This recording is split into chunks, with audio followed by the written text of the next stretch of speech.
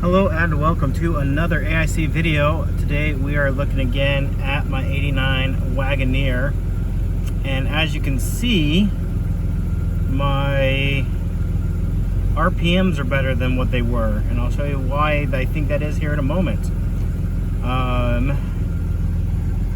Keep an eye on my water temperature, because last time I was doing, not the last time, but the time before I was doing this, I started to overheat a little bit, and I think it's just because I had some air in the system. And I know I had air in the system because I was able to add a ton of more water to it after it cooled off. So, yeah. Anyways, but yeah, my idle's looking way better. It's a little bit higher than when I first started, because if I try to rev it up, and then it stays high for a minute, and then it'll kind of come back down again. But yeah, it's way better because before it was over 1,000 RPM at idle.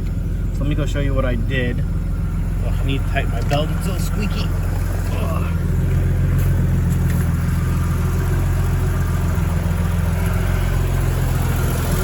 So when I replaced the vacuum system on here, because what was here before was a disaster, I replaced the crankshaft position, or excuse me, the crankcase ventilation. So this pulls the vacuum off of there, and so I went ahead and just blocked it off, because this is a different valve cover. So I need to figure out how to put some sort of restriction or something on here. I'm not even sure, because obviously being able to pull too much vacuum from the block.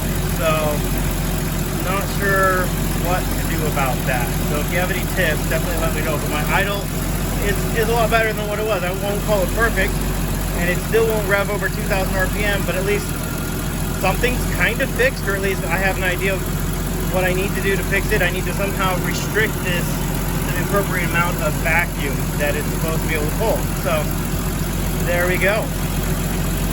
Problem number one, at least, soon to be addressed. Doesn't help me with my actual problem of it being able to drive it, but it's progress somewhere, right? Anyways, thanks for watching. Hope you have an amazing day.